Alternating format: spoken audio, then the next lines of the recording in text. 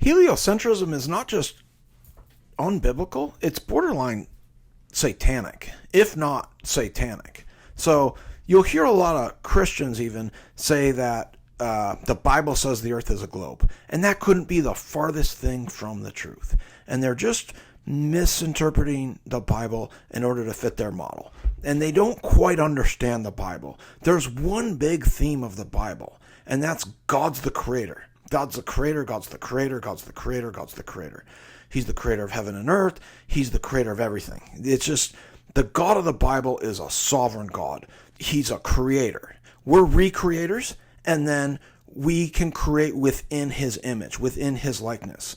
We can reproduce our seed, but we can't change that seed into another creation. And now that's the whole point of science, and that's the whole point of evolution, and that's the whole point of heliocentrism. Heliocentrism is we come from stardust, and then we can recreate stardust using the power of the cosmos, using this cell, recreating the cell, and recreating matter, and just having a new Earth. There's multiple planets, and there's multiple Earths. That's what they say. We can just get in a rocket ship, and we can go to those other places. And there's absolutely no proof of this. There's absolutely just no proof of these celestial bodies being planets, of being places that would be able to have life. There's just no proof. Outside of CGI pictures, you just have lights in the sky. You have no fish to mammal. You have no mammal to primate, to higher primate, to intelligent being. And then on top of that, you have no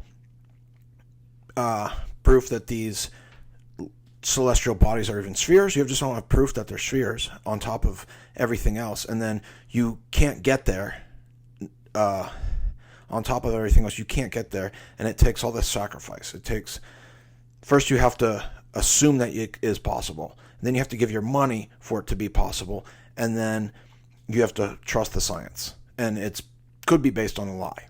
It seems like it's based on a lie. Now, what's crazy about that, and what drives me crazy about the Christians, why they don't understand this, is the only way that that is possible, if that were possible, it would take immense sacrifice in order for that to become true. So we don't know if that's true or not right away. It becomes a theory. So since 500 BC, people have been theorizing that that's true. They've been saying it's not a plane of existence. It's not a dream in a God's mind. It's a sun-centered existence. And by using the power of the creation, we can create a new creation. Now, that was always called paganism. It was always called star worship. And you need to use a mediator, but you also need to give your time and energy. You need to give a sacrifice to get that to happen.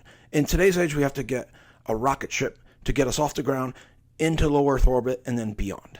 And that's what all these people are putting their hopes and dreams towards. So since I was either 72 or 76. I always get the dates mixed up when the last manned moon mission was. But since then, we've never put a human being back on the moon. There were only 6 missions that did it, allegedly, and then never again. And then they said they lost all the telemetry data, and they lost all the technology to get us back on there. That's what they said. That's what NASA officials said. They said we can't get past the Van Allen radiation belts. Now, there's no people on this rocket ship. It's just going to go out, it's going to go around the moon, it's going to orbit the moon, and come back, and apparently give us these new images of the moon. That's going to be fun to see, because you're going to see some CGI at work. As you've been seeing, if you've been following this mission, you've been seeing some CGI at work. Now, it costs a lot of money, and you can see where the money's being spent. It's being spent towards computer programmers and pools, and all the camera trickery. That's where your sacrifice is going. Now, people have this hope, and they have this dream, and they have this meaning to recreate the creation, and put all their hopes and dreams and the world's problems on a rocket ship, and then recreate it using man's ways, using the power of the creation. Now, that is so against the Bible. It's just so against the Bible. The knowledge of good and evil, the tree of good and evil, the knowledge of good and evil was doing this, was eating a piece of fruit that you're going to have everlasting life from. So when Eve, the devil, I believe it's an allegory.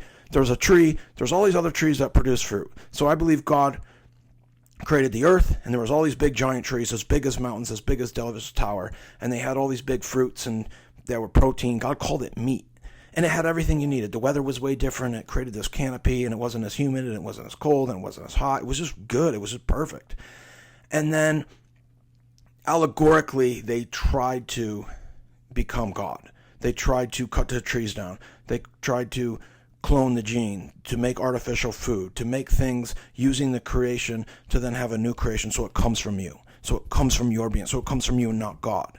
God says it comes from me, and then just reflect it back to me, and then let me know I exist. And then you have this emotional experience with God, the creator, and then with each other, you just recreate his creation. But then you got to mirror back to God. Now that's what the Bible says through and through. And then he is the mediator. Jesus is the way you get back to God because we are turned off from God. Now that's what the Bible says through and through and through and through. And the creation story and the fall of man and the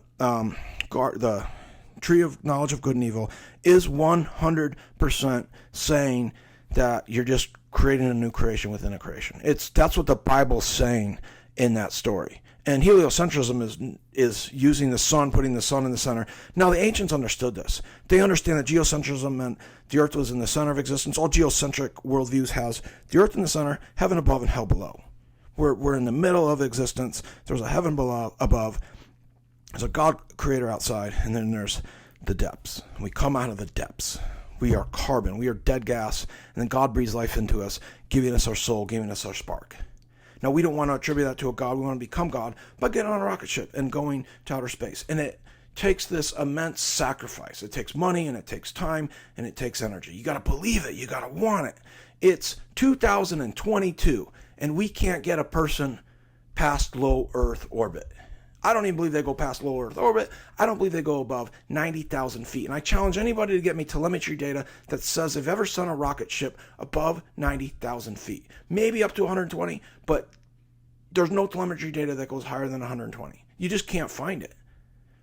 Everybody that says they do can't produce you the telemetry data. They can't give you the printout of the pieces of paper. Just send me a file of it. Don't worry about whether I can read it or not. They just always hide behind that excuse. Send me the data. You don't have data that says you went that high. You just don't have it.